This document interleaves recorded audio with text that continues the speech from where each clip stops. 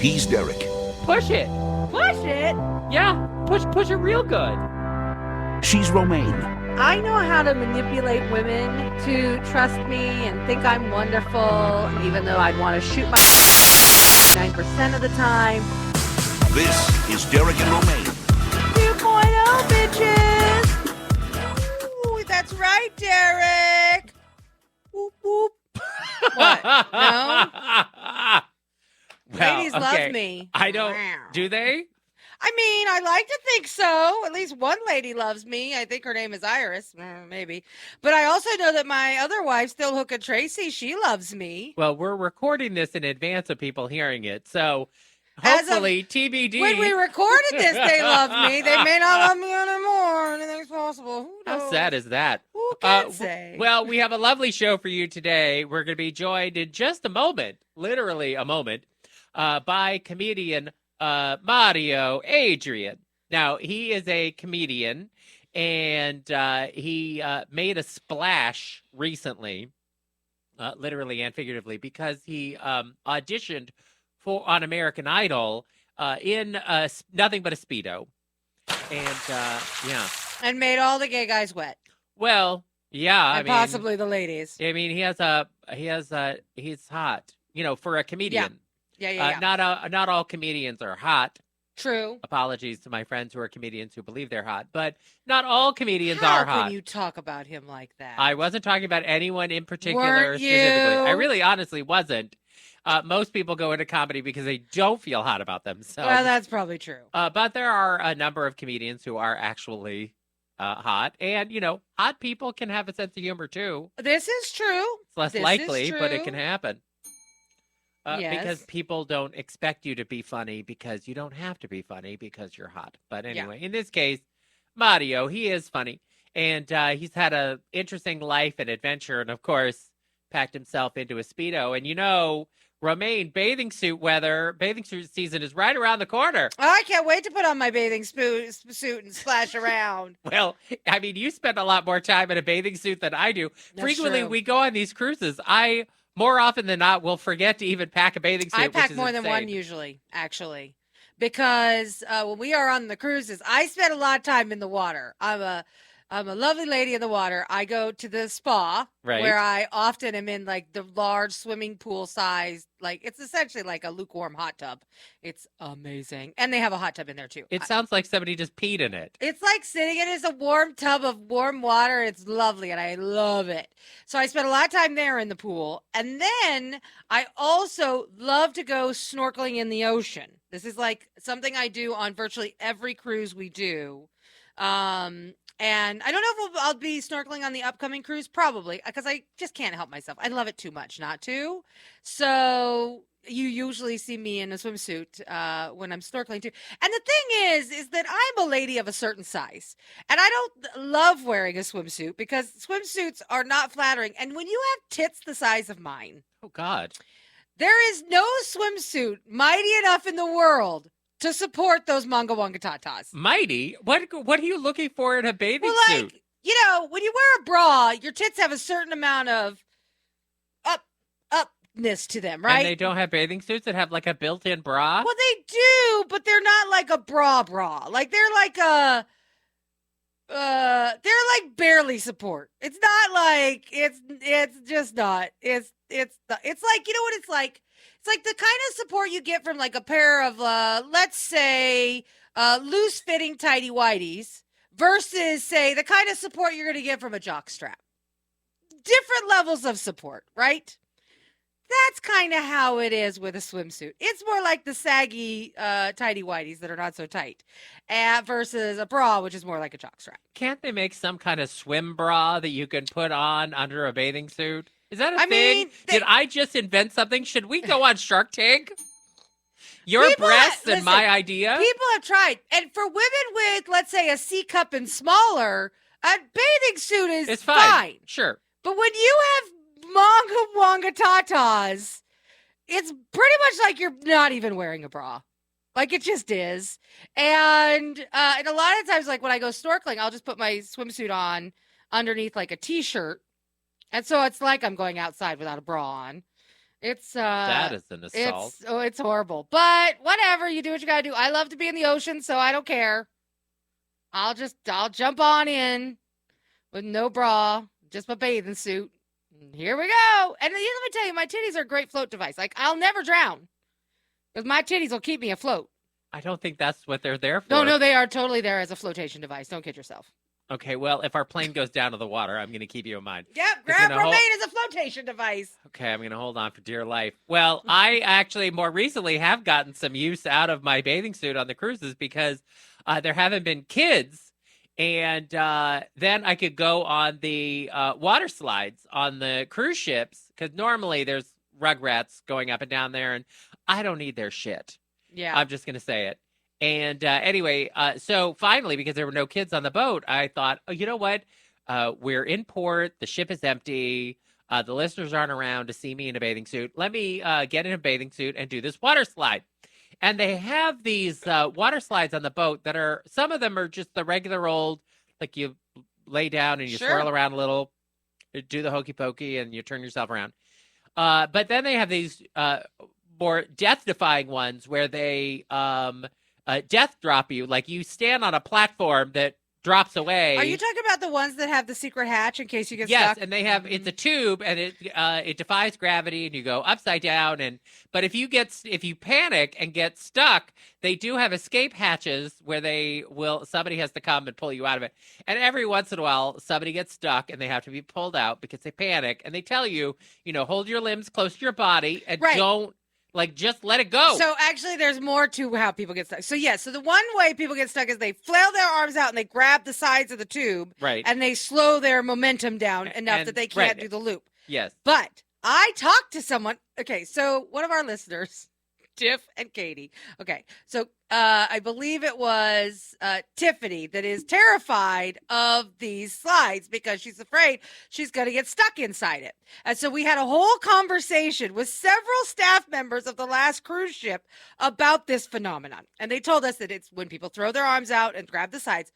But people who are smaller in size, not people like me, are actually more inclined to get stuck in the tube than fatty 2x4s. Because us fatties, we have a lot of gravity pulling on our big, massive bodies that gets us really going fast. Right, and you're all slipperied up, so you're not going to get stuck on the side. Whereas skinny minis do not have that much gravity pull, and therefore they do not go as fast, and sometimes they end up not having enough momentum to make it around the loop, and then they have to be rescued from the escape hatch. So what you're saying is first carbo load at the buffet, then get into a bathing suit, go plunging. Or don't do the plunging slide in the first few days.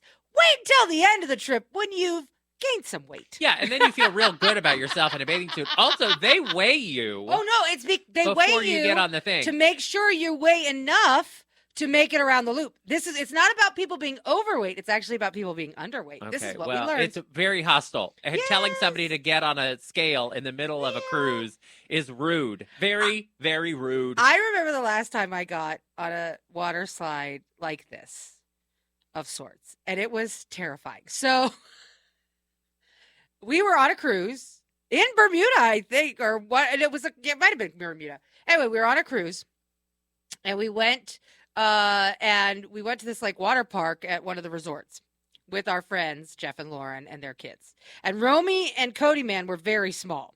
So we get to the top of the slide, right? And all you see is like a small tube, and it's completely pitch black inside. And it clearly goes down very quickly, and you can't see any of the ride. Like you have no idea what the slide is like. And so, I can't remember. I think Jeff went down first. And then Lauren turns to me and goes, "You're next. And whatever you do, no matter what, don't scream and freak out." And I'm like, "What do you mean?" Because the kids were going to come after me. Yeah. So they're like, "Don't scare the kids or they won't go."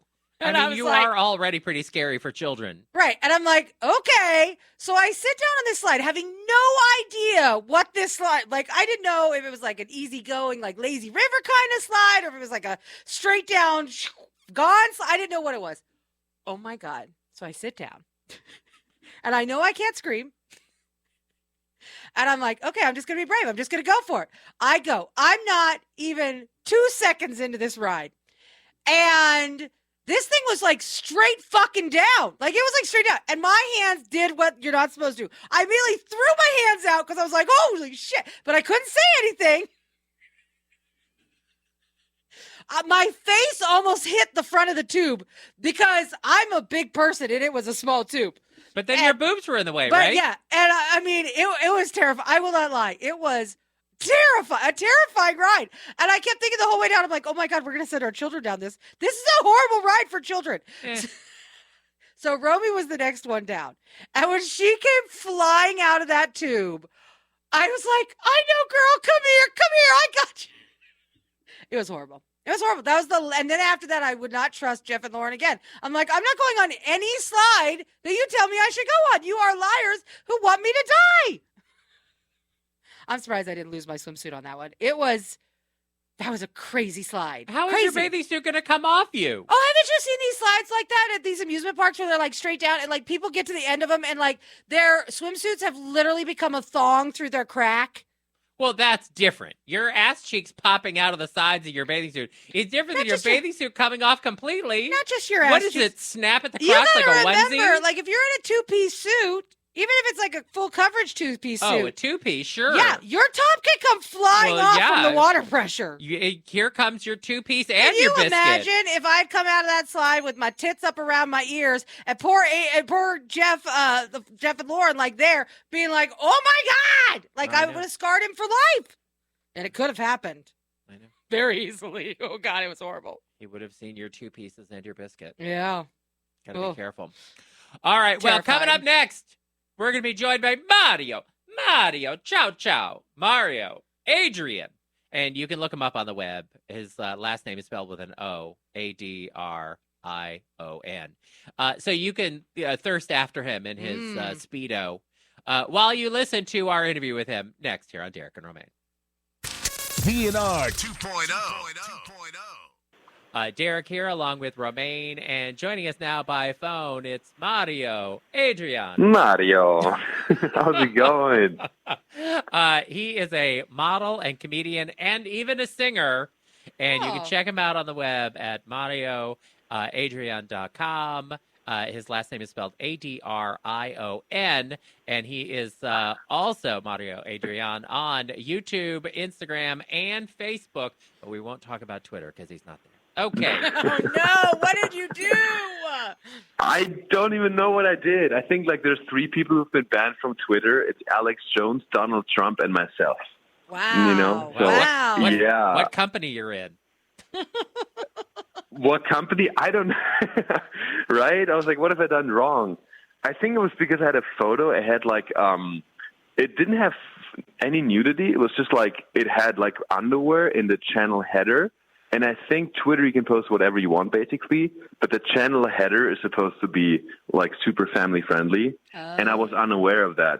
And so it was nothing crazy, right? It was literally me in a speedo or something. And, yeah, I'm gone. You can go to the beach and see somebody in a speedo. Exactly, and that's my mission. I want to make speedos great again in America. You know, that's as a European, that's a big mission of mine, you know, coming to this country here. You're bringing so much to us. Already. Thank you. So you did make a big splash, a noteworthy appearance on American Idol. Yes. In a Speedo. So this is a thing for you, Speedos. All right, I'm understanding. Yeah. It is. Like, literally, my dad was wearing Speedos when I was younger, and it's just not a big deal. And then I come to America, and when I wore Speedos here, especially like a more straight area, like in the gay community, they like it, but like generally, when I was living in New York or I went to Texas once, people looked at me weird. So yeah, but that's just, you know, I was basically born with a Speedo back in Germany. Well, I know that in Europe they have a different relationship to nudity than we have here, just in general. Mm-hmm. Yeah, absolutely. So is that one of the bigger surprises for you in coming to America? Yeah, I mean, because my knowledge about the America is basically it's based on movies like High School Musical, The Hangover, and American Pie. So that was my expectation about America. Interesting. But then coming here, it's definitely a little like different. It's different, like it's a little more like America. A lot of things are very sexualized in America, but then when it really comes to it, like it's also a little bit conservative in some places. I feel like. We call that puritanical. Yes. Puritanical, perfect. Our roots in the very uptight conservative religious folks that helped to found America as we know it now were very uptight, burning witches and not wanting to have any nudity. And anyway, it's still with us. Yeah. It's a big part of it, yeah. Yes, and I'm sure you were also disappointed to discover that routinely people are not bursting into song and dance at high school basketball games. No, I was so surprised. No, that's what I was thinking. I was thinking I was going to like fall in love with a cheerleader and like, make love to apple pies with my friends, but it has not happened yet. There's not even a keg stand. It's very different. Oh, wow. I went to New York for modeling, and I thought it was going to be, a lot of the typical American stuff like guns and all this stuff. And then I went to LA and New York, and it's a lot of kale juices. So yeah, they paint a different picture in the movies, Kale than what juice. I mean, kale Right? is just horrible, period. But then to make it into a juice, gross. Yeah, I mean, maybe I was just in the bubble, like in New York and LA, but it's definitely, Like that's it's not really the a typical thing. burger fast food. It is a thing, yeah. Because I first came to New York, right? It was all models, and like I went to yoga classes, so I got like a different side of the United States than most people like expect. Yeah. I'm sorry, that's the side you got. Kale juice. That's enough to scar. Horrible. Now, you grew up in a small town in the Black Forest in Germany.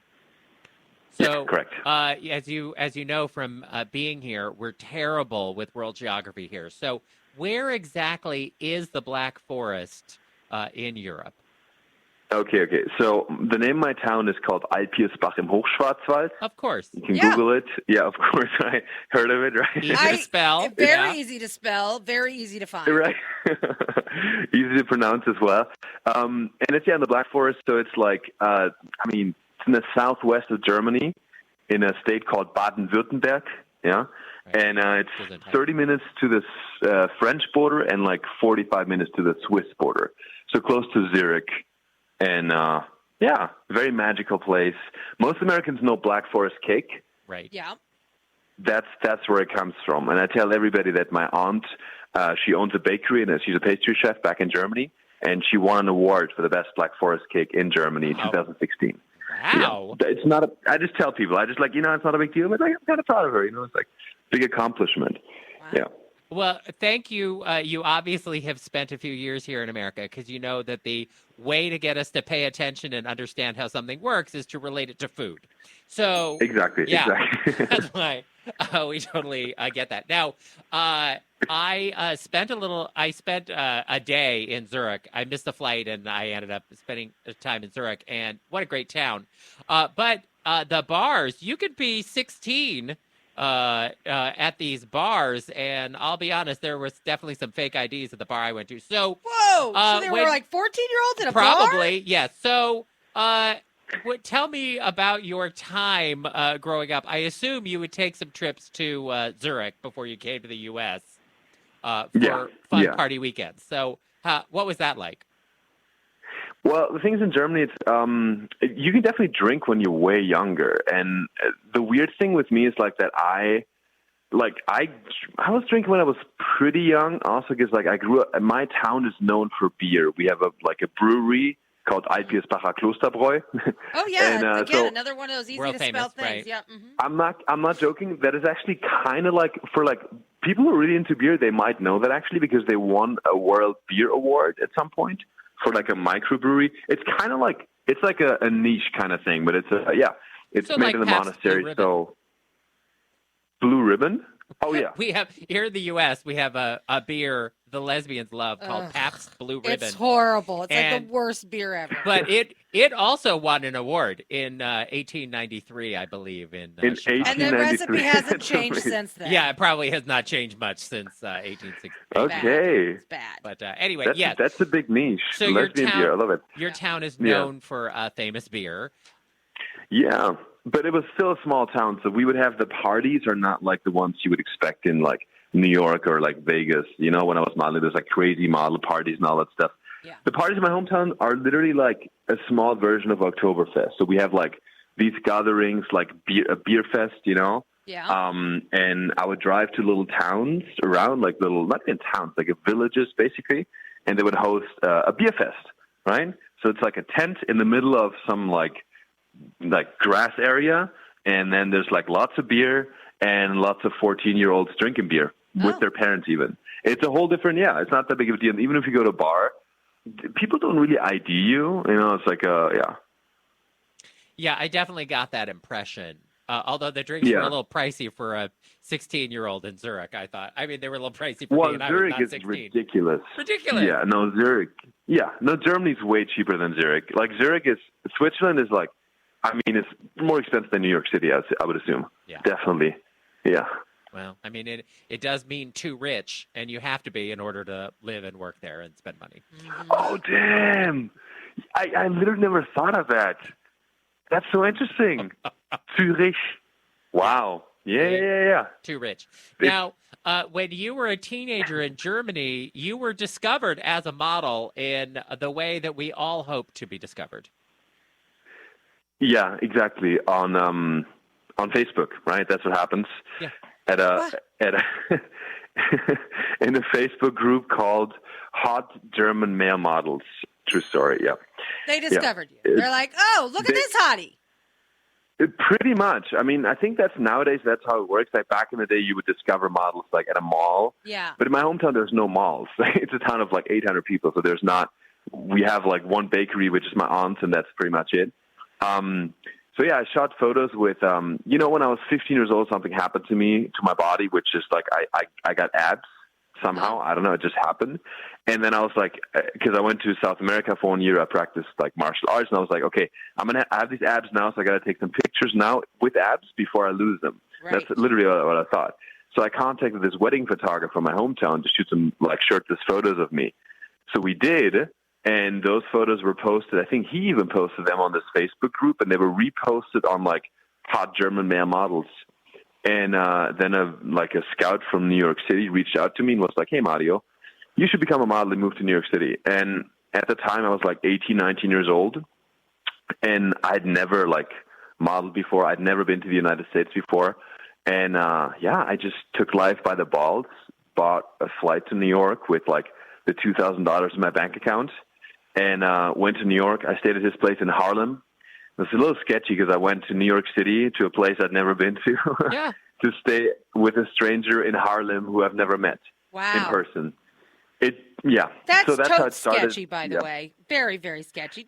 Dangerous, You even. know, I think so, and I just have like in my life, I think I'm eternally optimistic, which has also not always turned out great for me.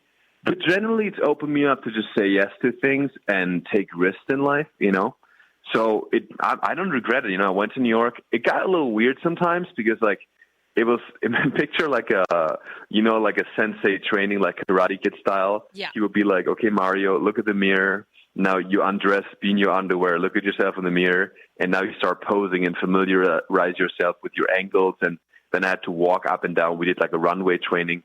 It was kind of bizarre.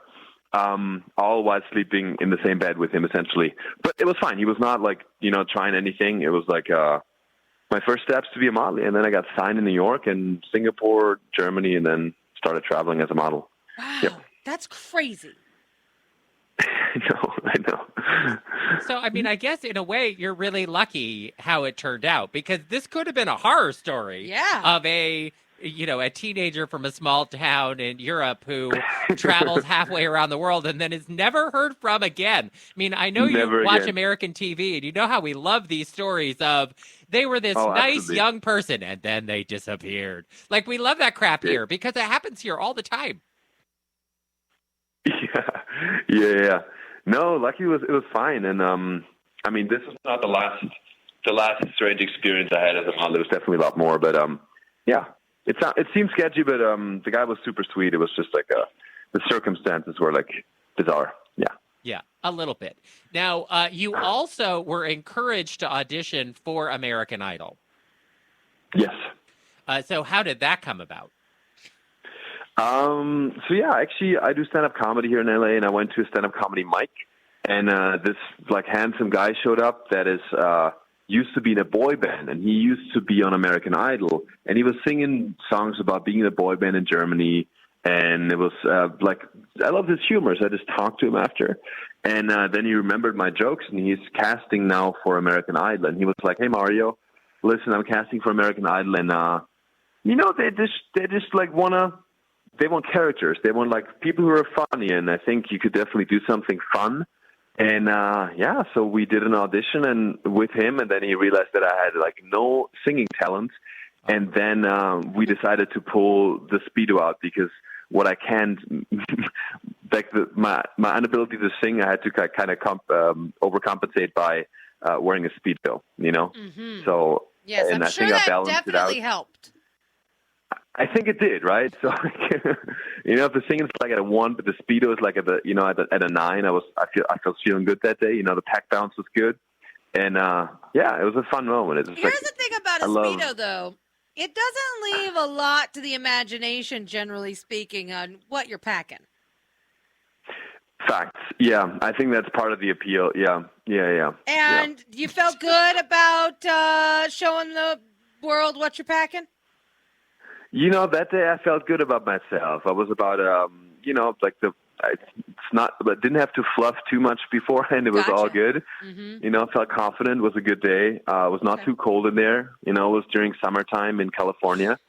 So, yeah, I was feeling good about my package. It was like a 6.5 on the limp scale. It was good. Okay. Well, I mean, that's what you want. Yeah. Because sometimes when people get nervous, a certain amount of shrinkage can take place. But you seem very confident in your desire to put yourself out there in the world. So I would imagine that you don't get a lot of anxiety in front of a crowd or in that kind of situation. No, I really love it. I love feeding off the energy of other people, and just making people smile and just having a good time. Truly, like that's like one of my favorite things about stand-up comedy. Once I first did stand-up, and I get nervous when I do stand-up. I just did a show, like a bigger show at the Laugh Factory in Hollywood, and I got nervous because some like bigger comedians were watching, and I'm in a room of like 250 people, and it's like way scarier than talking to a camera. Even if a YouTube video gets like 1 million views, it's not the same as like talking to literally 50 people in a room. But yeah, that energy exchange of just like feeling some people laugh and like connecting with them, I love that. I mean, I really fell in love with it doing stand-up comedy. Yeah. Now you do have a very popular YouTube channel where you are more than just a model. So exactly. What do you like to do in your videos versus what gets that you feel gets the biggest response? Okay. So I'm more than just a model because I feel like there's always been there's always stereotypes about being a model. People think you take yourself very seriously. People think you're like arrogant. You're vain. Kale juice. You're stupid. Exactly. You do the cocaine and cigarette diet. But I just want to like show that it's like model is personality too, right? That's why I love I also have a podcast channel where I just like talk about a little deeper topics and more than just like my abs. But the truth is that a lot of times on YouTube, what does well and what people want to see is like the abs and the very sexy stuff, right? That's just the nature, and I think that's like pretty much all of that's the world, right? Sex sells. That's just what it is. And I love the sexiness. I love portraying that. I love creating sexy imagery. However, what I also really like doing is like, sharing more of my comedy. And that's where I think I found a good balance with that. You know what I mean? I'm on American Idol. I'm doing comedic things while tech bouncing, right? So that's like the niche I found, basically. Now, what do your parents think? What did they think when you first said, I'm taking all the money I have in my account and I'm going to America to become a model? And then what do they, because I'm sure they were nervous for you. I can't imagine any parent wouldn't be. But what did they think when you first left town? And then what do they think of your life now? So it's very interesting because I just had this conversation with a friend of mine. I feel like American parents generally are more protective over their kids. Because I grew up, so I can be like my parents split up when I was pretty young. So I grew up with my mother. My parents have both like a very close relationship still. But what it did to me is that it made me very independent because my mom was working a lot. From a very young age, I was making my own decisions, right? I was like, I had nobody help me with my homework. I was cooking for myself when I was 11, 12 years old. So I just became very independent. So when I made that decision, it was like my parents just trust me. It's not that I don't care. It's just like they have a lot of trust in my ability to make the right decisions. So it was not even a discussion. It was my choice, and they were not overly protective. I was doing my own thing, and I caught them while I was in New York, and it was just an adventure. And so that's definitely a big difference between American parents, because I went to Peru, South America. I lived there with a family for 1 year when I was 15 years old by myself. So Wow. It's different. I feel like in Europe, it's a little different. I will say that because most Europeans travel at a younger age, even without their parents. So, and then especially my family, it's even less. They just trusted me, It's like, yeah, I appreciate them for that. They always supported me, and like there was never any like questioning. Even when I stopped studying in Berlin, I was studying psychology and business, and I stopped studying. I was like, hey, I'm going to pursue this modeling thing for like a year full time, right? And I can always go back to studying. They were like, sure, yeah, I think you know what you're doing. And that's how it always worked out. And even now with the stuff I'm doing, it's very unconventional. But my dad is my biggest fan. He loves my stuff. Like he watches all my videos. And my mom doesn't really speak English that well, so she does not. She tries sometimes, but, maybe doesn't get all the jokes. But yeah, that's been incredibly supportive. So yeah, appreciate that a lot. How has it been, because English is not your first language, and a lot of comedy is in the way a sentence is structured, for instance, right? So Sure. How has that been for you, not being a native English speaker, constructing humor in English? Huh. At first I always thought it would limit me. I always thought I was doing acting at first, and I thought, okay, as an actor, I have to have this like American accent. But I think it almost adds to my comedy that I'm German, because I have different perspectives that Americans would have. So I'm leaning into that, even with the language, right? So like how aggressive German sounds, a lot of my jokes are revolved around that. And the difficult part is not necessarily the grammar or constructing jokes. It is literally not having grown up in the U.S., which makes it difficult for me to understand some jokes, because people make references all the time to I will make like Disney movies, for example. For me in Germany, of course they exist. It's like global, but I didn't grow up with it necessarily. Like American TV, a lot of the classic American things that people grow up with and just take for granted, I don't understand. Or even sports, like people make jokes about sports, and I didn't like. I always had this joke when the Rams played the Lakers in the Super Bowl. Like I didn't even know the Rams existed. You know what I mean? It's like it's a whole different world for me. So just the lack of not having grown up here made it difficult to understand some jokes. But now I'm catching up. I'm watching all the American classic movies. I'm learning the rules of football. I watched a baseball baseball game in New York, which is painfully long. But yeah, I'm working on that. Baseball is the worst.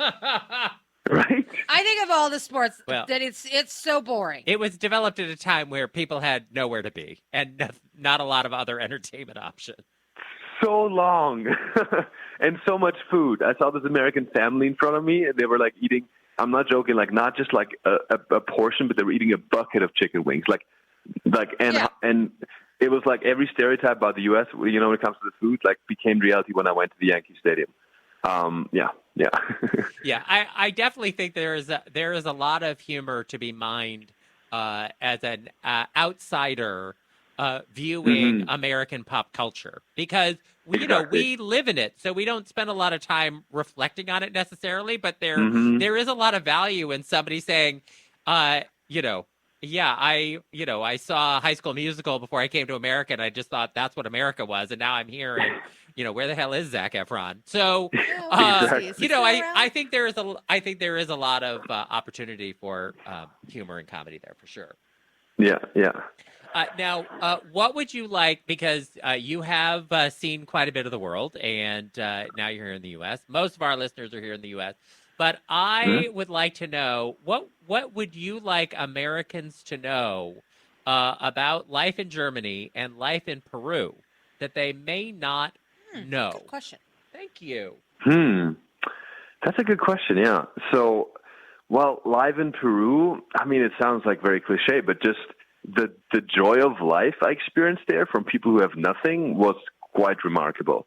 Like Peru, I mean, it clearly is a. I've been to like, I stayed with a family in Peru that was quite wealthy for Peruvian standards, so they went to a German like school, and so I definitely was in a bubble in Peru, but I experienced a lot of the more like rural areas in Peru, and it's insane. I mean, I saw some like families around a market. They were literally the kids. They had a like not a baby, but like a kid, maybe like a couple years old, and the kid was sleeping in a carton with like newspapers like covering him. I was like, damn, but those people are like family means so much to them, and like they found so much joy in like the little things and expressed that openly, and I was very like touched by like their ability to just see the positive in life and be joyful, even though they might not have a lot.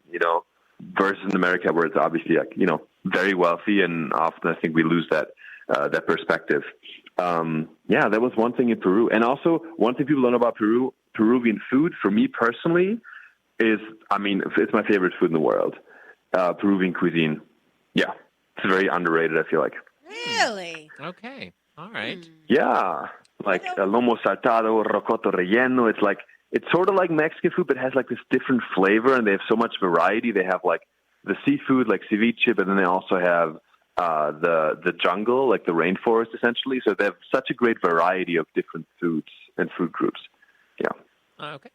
And what should Americans know about Germany?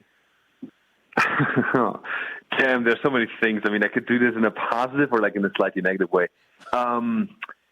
I mean, just one thing I talked about, like a friend, like yesterday, we had a big discussion about that, is the fact that like Germans are not very nice, but like they're pretty honest, I feel like. So here's the thing, they're now very warm. That's one thing I'll say. Okay. So my mom, for example, and I mean, I want to get like it's not like I have mommy issues or anything. My mom never told me she loved me. Like in a way where you look at somebody in the eyes and say, I love you. It's a very uncommon thing in Germany, and maybe my family, but also in general, Germans are not as warm. But if you say one of these words, like if you say "I miss you" or "I love you," it means a lot. You know what I mean? Versus LA, I feel like it's a little superficial sometimes. People say, "Oh my God, I love you. I Our miss you love so is much." superficial in the U.S.? How dare you? Listen. I love We you. do throw it around a lot. I think the love is real. It's just like that's one thing that confused me. So I'm just saying, like, if you ever meet a German, right, who like doesn't maybe say I miss you or I love you so much, it doesn't mean that he doesn't love or miss you. It just might mean that he's not used to saying that, because in Germany the word means a lot more. Because I had like a little discussion with a friend who was like, he said I missed you, and I didn't say it back or something, and I was like, because that means a lot for me. I miss you means like, I'm thinking about you. I can't sleep, that kind of thing in German. So that's something I had to learn. So that's something people don't know about Germans. Yeah. So if I tell my old ex-German girlfriend I miss you, she's going to think I'm ready to stalk her. Is that what you're saying? Pretty much. Okay. Yeah. So I shouldn't say that. Got it. Lesson learned here. This is important information. You might be saving me from making a fatal mistake. I mean, you can say it, if that's how you feel. You just like, it might just overwhelm the German brain a little bit, It definitely happened to me. It was an adjustment for me, for sure. All right. And then you recently joined OnlyFans.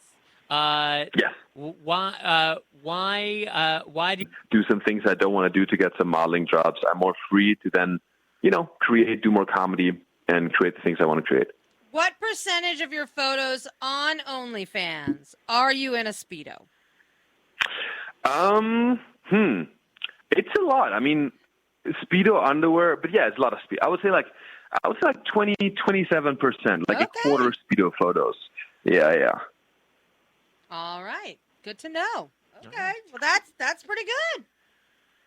Yeah, I mean, if you guys want to, you can plug my Only if you want a Speedo, high quality, high fashion Speedo photography, then, you're at the right address. That is Gotcha. 100% Romaine's jam. All right. Well, If you Mario, got the abs to go with them. Yeah, that's right. Mario, thank you so much for being with us. Delight to chat with you.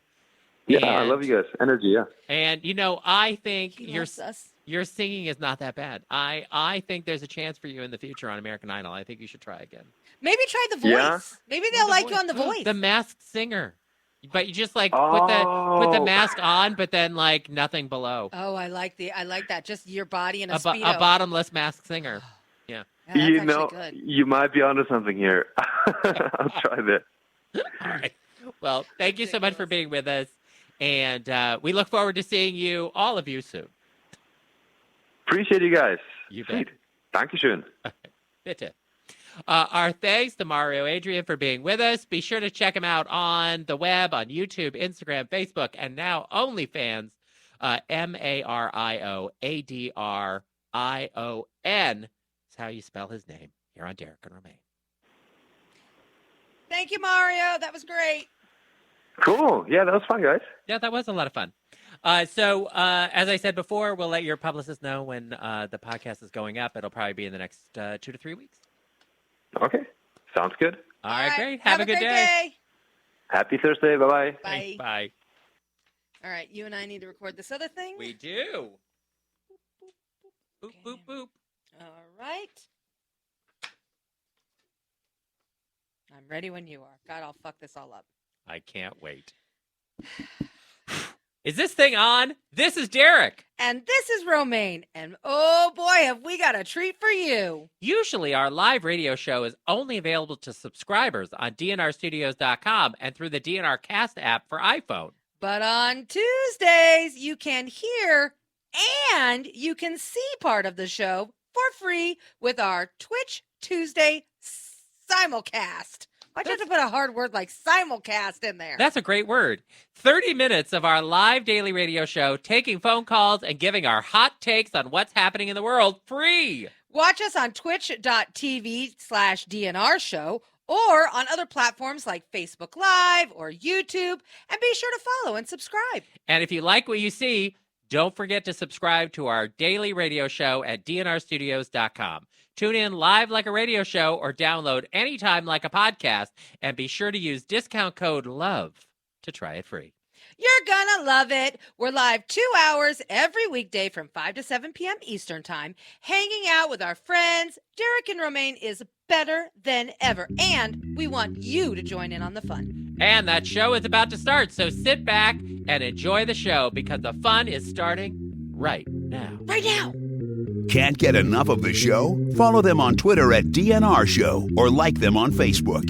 And don't forget to tell your friends to subscribe to DNR 2.0 at derekandromaine.com.